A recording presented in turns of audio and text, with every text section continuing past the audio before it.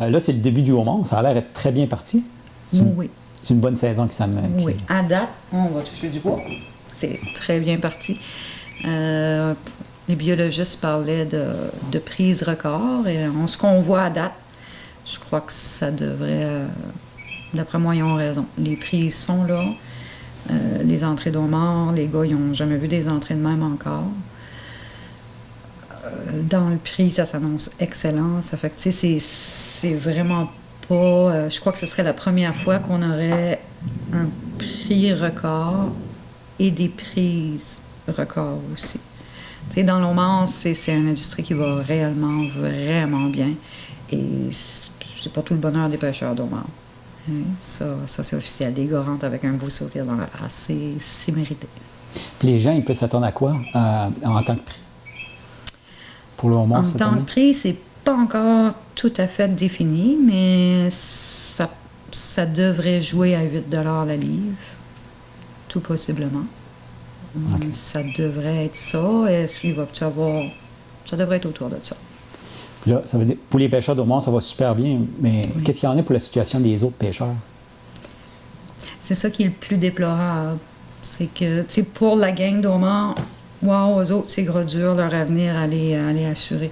Quand on arrive dans les pélagiques, j'ai 4 petits bateaux qui ont seulement ça pour vivre. Puis eux autres, tu sais, il y a eu un quota de données de 500 tonnes global qui va de l'île du Prince-Édouard aller jusqu'au Québec. Mais le poisson, il s'est fait prendre du côté du Nouveau-Brunswick cette année, comme l'année passée. Puis un coup que le poisson est rendu ici, ben ils n'ont pas eu de chance d'en prendre. Tu sais, j'ai des pêcheurs qui ont tous moins de 5000 livres de poissons à leur actif. Puis là, la pêche, elle est terminée. Puis la prochaine ouverture qu'eux autres devraient avoir, ça va être le 1er juin pour du maquereau. Mais ça veut dire que ces pêcheurs-là, le mois de mai au complet, à 0 open bar de revenus. Fait que, tu sais, ce serait préférable que, tu sais, si Pêche et Océan pourrait arriver à délimiter les quotas par province, au moins ça assurerait que nos pêcheurs à nous ont quand même un revenu minimum de garantie. Mais là, le quota, il est global. Tu sais, il est divisé entre le Nouveau-Brunswick puis le Québec. Ça fait qu'il n'y a rien d'assuré au Québec comme tel. Parce que on était supposé d'avoir un minimum de 18 tonnes plus 50, qui nous donnait 68 tonnes. Mais il y a eu des dépassements au Nouveau-Brunswick. Fait qu'ici, ben, on a resté avec 18 tonnes secs. 18 tonnes secs, c'est 40 000 livres entre tous les pêcheurs, incluant les pêcheurs d'homard qui prenaient leur boîte.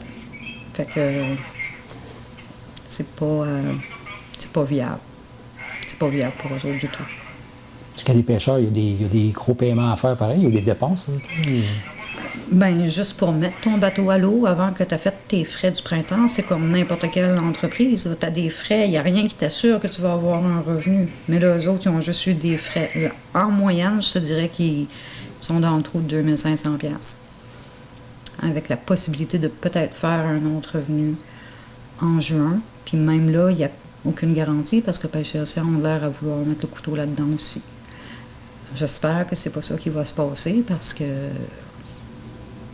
on s'entend-tu que si tu veux faire ça, ben arrive avec un programme de rachat ou quelque chose, ou un quota, mais arrive avec des solutions. Là, présentement, cette année, ce qu'ils ont fait, c'est qu'ils ont coupé la moitié du quota hebdomadaire. Habituellement, mes gars avaient droit à 22 500 livres par semaine.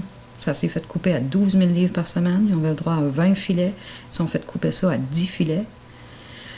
C'est comme si le système est en train de leur dire, regarde, là, on veut plus de vous autres, puis on va attendre que vous vous écœurez. Ça donne sincèrement cette impression-là. Là. Puis ça, moi, je trouve que c'est comme cavalier longtemps. Très, très longtemps. Qu'est-ce qui va se passer dans le maquereau? Ça va-tu être la même chose? Possiblement. Possiblement. Puis à côté, ben oui, tu as les homardiers qui allent vraiment bien, que, tu sais, ils sont supposés d'avoir... Tu sais, il y a eu un programme de crabe des neiges qui a été mis en fonction, là, c'est passé du coq à l'âne, mais tu as eu un programme de... Quand ça allait super bien dans le crabe, puis ça va toujours bien dans le crabe, quand les hauts-mardiers, leur prise et le prix était bas, on recule pas si longtemps que ça, là, on recule 4-5 ans passés, là. Ils ont demandé l'aide des crabiers pour qu'ils pouvaient avoir une partie de leur quota pour que certains hauts-mardiers pouvaient aller à la pêche. Fait que comme ça, la provenance de ces sous-là servait à racheter des permis. Ça a été de cette façon-là, avec l'aide du gouvernement. Ça a été de cette façon-là que les permis d'eau-marge sont fait racheter. Et à partir de là, ben là, tu sais, tu diminues ton nombre de pêcheurs. Si tu avais 20 pêcheurs qui pognaient 4000 livres, ben ça te donne 80 000, mais diminue ça à 4 pêcheurs. Tu sais, c'est des chiffres, là. Ça va se balancer, là. Puis là, ben on dirait que les petits pélagiques, ils sont... ils n'ont aucune voix. Ils n'ont vraiment aucune voix. Ce qu'on entend, c'est l'homard qui va bien. Mais on n'entend pas parler du tout. Puis on s'entend que le hareng comme tel, oui, le hareng lui-même peut être en difficulté. Ça, on ne le nie pas, là. Mais que quand tu regardes que les pêcheurs d'homards ont droit légalement, même si la pêche est finie, d'avoir 3 filets à l'eau et de pouvoir ramener au quai pour leur propre appât 5000 livres de hareng par semaine. Fait une moyenne de, on va dire qu'il y aurait 100 pêcheurs qui iraient. 100 pêcheurs pendant 8 semaines à 5000 livres par semaine. Moi, en faisant le calcul, ça me donne 2000 tonnes. Et uniquement pour les pêcheurs de la Gaspésie, du Québec. On ne parle pas de la gang du Nouveau-Brunswick, on ne parle pas de la gang de l'île du Prince-Édouard. Tu sais, ce qui est en place, c'est fâchant. Parce que tu parles, on a un quota global qui inclut les seineurs. On a un quota global de 500 tonnes.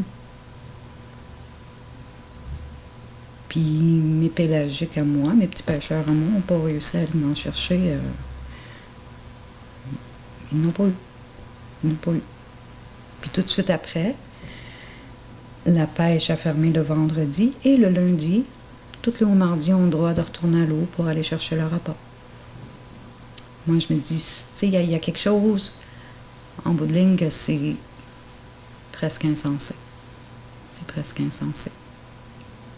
T'sais, parce qu'ils ont quand même une possibilité de sortir, si tu inclus le Nouveau-Brunswick, là. Puis l'île du Prince-Édouard.